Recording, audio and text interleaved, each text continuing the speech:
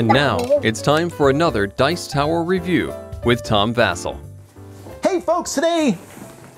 How you doing? I'm Z. We have special guest Z Garcia. Today we're talking about Out of Gears, which is a try to outguess your opponent style game. It's for 2 to 8 players, in which players are robots trying to get... What are you trying to get? You're trying to get useful stuff. No theme. No. There's a theme. You're trying to get... It doesn't matter. Let me show you what he's talking about, and then we'll be back.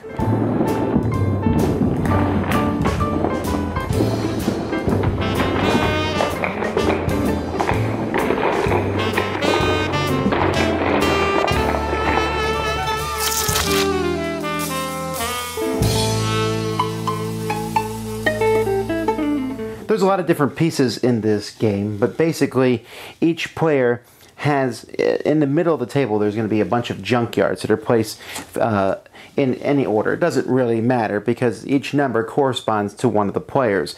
Each of the players will take a corresponding board that matches their robot, who is put in one of these flimsy stands that will fall over. And does that robot look familiar? Possibly.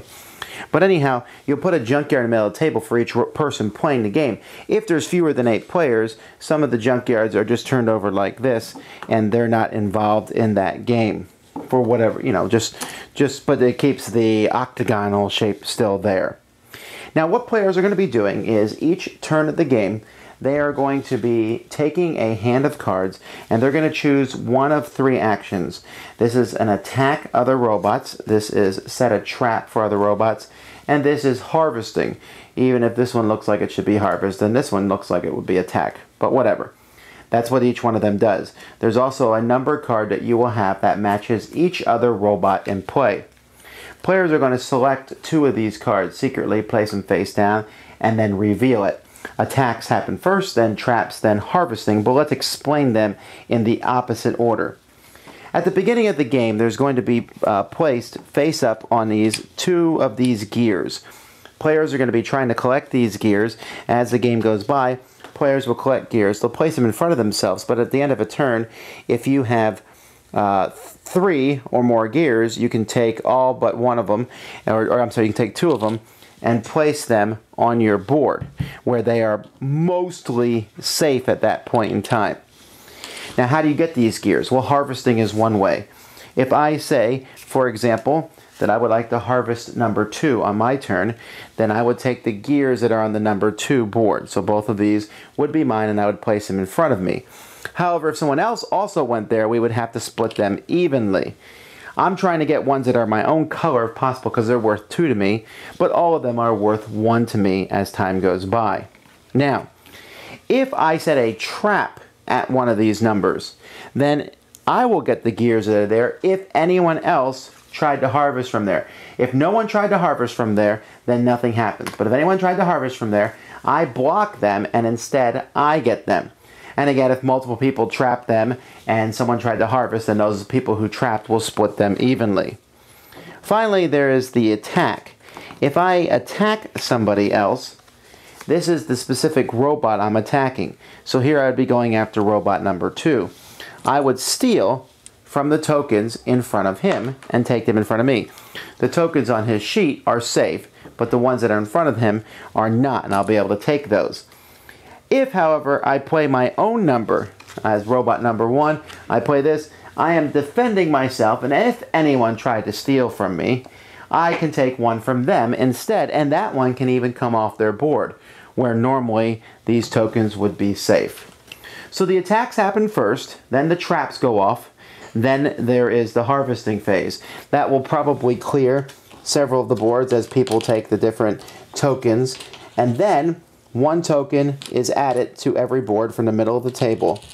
By the way, this pile of gears here in the middle of the table is also determining when the game is over. As you can see, some of the boards now have more tokens on them, which is going to make them more attractive. And then you can play the I know, but he knows, but she knows thing where like, well, obviously as time goes by, obviously someone's going to go for that one because there's 6 gears on it. But everyone knows that that one has 6 gears, so why not go for the one with 3 gears, which is guaranteed points since no one's going to be going for this big one with 6. Or I'll lay a trap for you as you go for that, meanwhile attacking other players. So this will go back and forth. At the end of the game, you will count up all the gears. Each of your gears of your color is 2 points, and each gear of every other color is worth 1 point. If you don't see the colors, then you can look at your robot board, and you can see that on your robot board there is a gear shape there, and that gear will match the gear shape of your color. You can see here that the yellow gear does not match that shape on how it looks, while this one does. Now that it's in focus, we can see that. All right, so that's how you play. Very quick game. Goes up to 8 players, minimum of 3. Now, when I played this game, and when we first went over it, it just nagged at me that I had played this game before somehow. That's because there's a game called Nobody But Us Chickens, which is not identical, but awfully close. And Nobody But Us Chickens, you play chickens in the middle of the table, and then you can play a fox and you get all the chickens, or you can play a dog and hope there's foxes. And then if there's someone else plays a fox, you get the chicken. So that's somewhat similar. This is different in the aspect of you pick where you're going to go to. Right. So you can pick if you want to go to a spot that has a whole lot of equipment, but then other people are probably picking to go to that one too. Or you can go attack other people directly and steal their stuff. And that wasn't... So this is like an advanced Nobody But Us Chickens. I would say it's like a meaner Nobody But Us Chickens. Is that a good thing or a bad thing? I think it's a non-issue. I think... Well, no, I think it's an issue because some people don't like mean games. The other one gives you the feeling that you're being mean anyway, even when you didn't try to be. You know what I mean? Right. Just because of the way things play out. And this one, you just feel like you were duped by making a choice, and you might have been duped, or maybe you got lucky and you flew by. I think it's a thing to mention, but I don't think it's a big deal. If you like less mean games, then yeah, avoid it because it'll give you that feeling, but it's not that big a deal. My only concern with this is that Nobody But Us Chickens was so smooth to play. This one's a little less smooth because there's one, because you have to see the cards and who's going after what, and it's a little bit slower. There's one major problem in this game, and that's the fact that of the 2 cards, there's a trap card and a harvest and an attack card, and for the life of me, I thought the attack card was the harvest card and the harvest card was the attack card.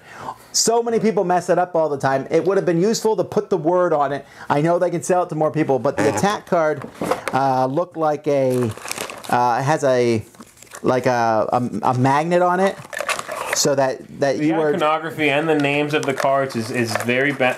This game, this is bad theming at its best. It's a cute theme. The purpose of theme in a game this light is very, very simple. To help you learn the game.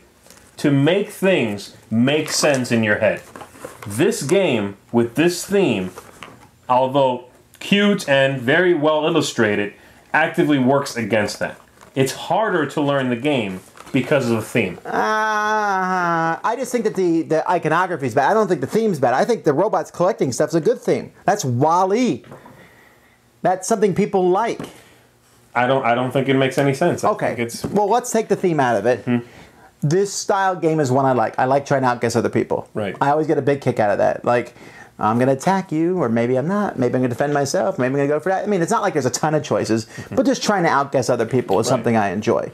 And it does go up to 8 people. That says 2 to 8. That's stupid. To play this game with 2 people is just dumb. I mean, that's not a game. Staring at each other. This is not a 2-player game. This is not even a 3-player game. This is a 4 at least. 4, and even 4, you're like, what else do we got? Yeah. This is the kind of game that when you have 6 people, you say, I got a game for us.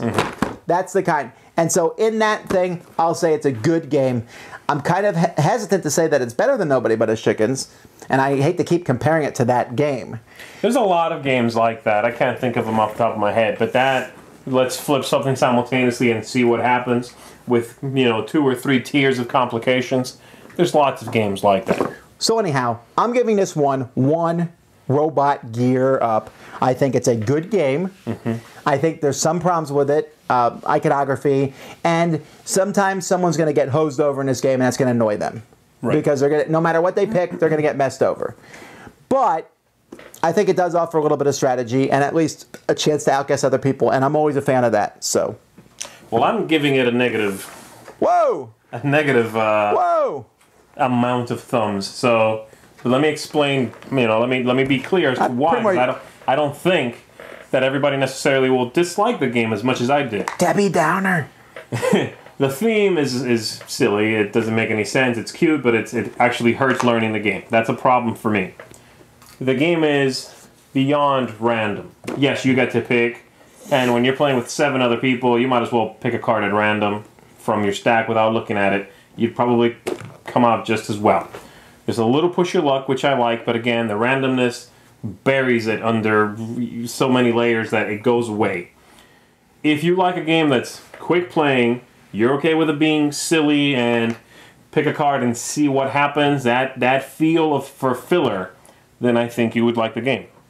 So you're basically saying, well, if you like that kind, then good for you. Yeah, I'm not saying that kind is a bad style of game, but again, for me, this is 1 thumb down at least. All right, well, he's wrong. Out of Gears, not a bad game. It's actually a good one. That wasn't really that ringing of an endorsement, though, was it? See what I mean? Thanks so much for watching the Dice Tower videos. Find more great videos and reviews, as well as our top-rated audio podcast at Dicetower.com. You can also find other great shows at Dicetowernetwork.com. I'm Eric Summerer, and you've been watching The Dice Tower. The Dice Tower is sponsored by Cool Stuff Inc., where you can find great games for great prices. Cool stuff in stock. Check them out at CoolStuffInc.com. Shut the door!